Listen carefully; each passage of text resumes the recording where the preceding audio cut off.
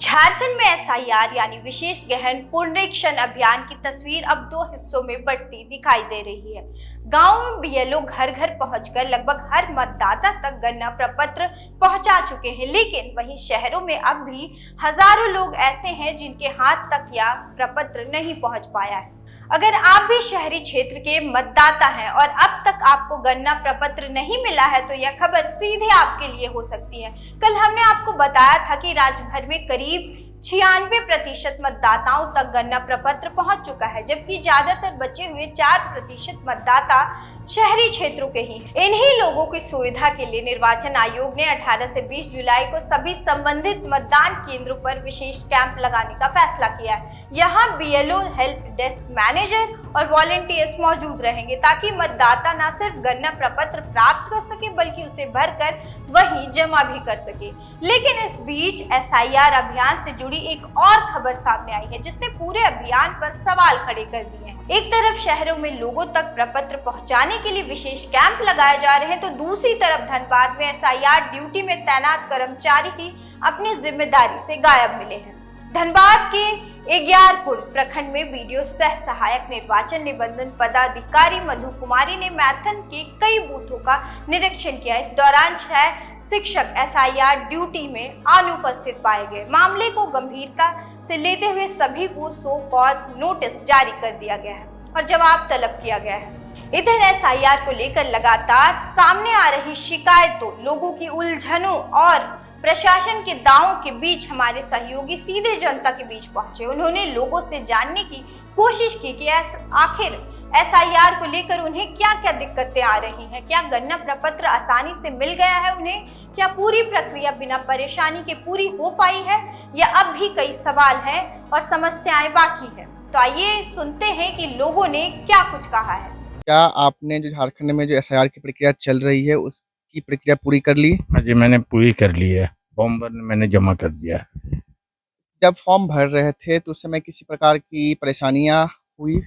परेशानी यही हो रही है कि बीएलओ को घर घर आके देना चाहिए फॉर्म, बीएलओ नहीं आता है, उससे काफी परेशानी हो रही है फॉर्म कलेक्ट करने में और लोगों को।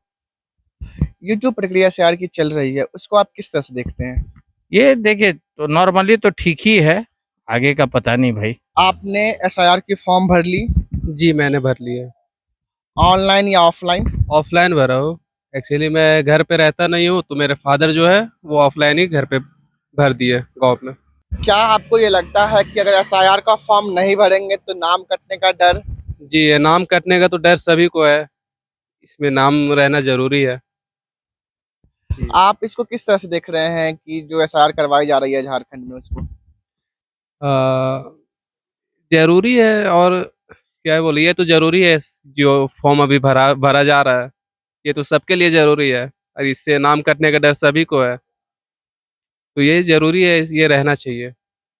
झारखंड में एसआईआर की प्रक्रिया चल रही है तो उस प्रक्रिया को आपने पूरी कर ली है क्या? जी हमने तो पूरी कर ली है। जब आप प्रक्रिया को एसआईआर की जो प्रक्रिया थी उसको पूरी कर रहे थे तो क्या दिक्कत हो रही थी? जैसे कि चूंकि देखिए इनविटेशन फॉर्म भरने का जब समय आया, चूंकि हमारा मैपिंग हो चुका था, चूंकि हमारे माता पिता का नाम 2003 के एसआईआर लिस्ट में था, इसलिए ज़्यादा मुश्किलों का सामना तो नहीं करना पड़ा, हम लोग बहुत आसानी से भर लिए हम लोग। लेकिन साथ में अभी जो झारखंड में जो समस्या है कि बीएलओ को सही से ट्रेनिंग नहीं मिली, बहुत सारे बीएलओ को सही से ट्रेनिंग, तो ज़रूरत है कि अभी भी जो समय है, मान के चलिए आज क्या तारीख हो गया, आज 18, तो अभी जो समय बाकी है तो कोशिश करें कि बीएलओ को सही से ट्रेनिंग दे के, ताकि अभी 2-4 बीएलओ मतलब हम हर जगह गए हैं, अभी इधर हिंदपड़ी में गए या फिर करबला चौक तरफ गए, तो वहाँ पे हमने देखा कि बीएलओ जो है उनको सही से ट्रेनिंग नहीं मिली है। इस वजह से जो वोटर्स हैं उनको भी दिक्कत हो रही है, जो बीएलओ हैं उनको भी परेशानियों का सामना करना पड़ रहा है। बहुत सारे लोगों का मैपिंग गलत हुआ है और फिर जो इन्विटेशन फॉर्म भर रहे हैं उसमें से उनको सही से जानकारी तक नहीं है अभी तक। तो ज़रूर ये कोशिश करें कि पहले आप ऑनलाइन भर लें, उसके बाद जाके बीएलओ को सबमिट करें ताकि बीएलओ उसको आगे अपलोड कर सकें। चुनाव आयोग जो ये प्रक्रिया एसआईआर की कर रही है उसको आप किस तरह से देखते हैं? गलत है। जो हम जानते हैं चुनाव आयोग जा करके पॉलिटिकल मोटिवेटेड काम कर रही है, ये गलत है, नहीं होना चाहिए। इसमें एसआईआर में बहुत सारे लोग जो अनपढ़ हैं, जाहिल किस्म के लोग हैं, नहीं भर पा रहे हैं। बहुत सारा परेशानी सब लोग को आ रहा है, सब लोग तो नहीं भर पा रहे हैं ना।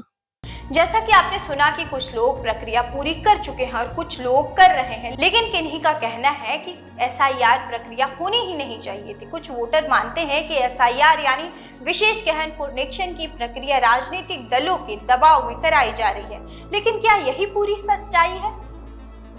तो चलिए आपको बताते हैं कि आखिर चुनाव आयोग ने खुद एसआईआर कराने की वजह क्या बताई है। मुख्य निर्वाचन आयोग ज्ञानेश कुमार ने साफ कहा है कि देश भर में शुरू की गई एसआईआर प्रक्रिया किसी एक राजनीतिक दल के कहने पर नहीं, बल्कि मतदाता सूची को त्रुटिहीन, पारदर्शी और भरोसेमंद बनाने के लिए की जा रही है। उन्होंने बताया कि करीब 21 साल बाद देश में फिर से यह विशेष गहन पुनरीक्षण कराया जा रहा है, यानी पहले भी हो चुकी होगी, लेकिन कब? तो पहले 2002-2004 के बीच आखिरी बार राष्ट्रीय स्तर पर एसआईआर हुआ था और फिर से अब देश भर में इसे चरणबद्ध तरीके से लागू किया जा रहा है। मुख्य निर्वाचन आयुक्त के मुताबिक पिछले कई वर्षों में अलग अलग राजनीतिक दलों की ओर से मतदाता सूची की गुणवत्ता को लेकर चुनाव आयोग को लगातार शिकायतें और सुझाव मिलते रहे। इन्हीं शिकायतों और बदलती परिस्थितियों को देखते हुए आयोग ने व्यापक पुनरीक्षण का फैसला लिया है। ज्ञानेश कुमार बताते हैं कि एसआईआर की सबसे बड़ी जरूरत 4 प्रमुख वजहों से महसूस की गई है। पहला, देश में तेजी से हो रहा प्रवासन, लोग रोजगार, पढ़ाई या अन्य कारणों से एक राज्य शहर से दूसरे स्थान पर जा रहे हैं। दूसरा, इसी प्रवासन के कारण कई मतदाताओं का नाम 2 अलग अलग जगहों की मतदाता सूची में दर्ज हो रहा है, जिससे दोहरी या एकाधिक प्रविष्टि की समस्या पैदा हो रही है। तीसरी, कई मामलों में मतदाता की मृत्यु के बाद भी उसका नाम वर्षों तक मतदाता सूची में बना रहता है। और चौथा, गलती से विदेशी नागरिकों का नाम भी मतदाता सूची में शामिल हो जाने की शिकायतें सामने आ रही हैं। मुख्य निर्वाचन आयुक्त ने कहा है कि इन्हीं कारणों से पूरे देश में चरणबद्ध तरीके से एसआईआर अभियान चलाया जा रहा है, ताकि मतदाता सूची पूरी तरह साफ, सटीक और विश्वसनीय बन सके।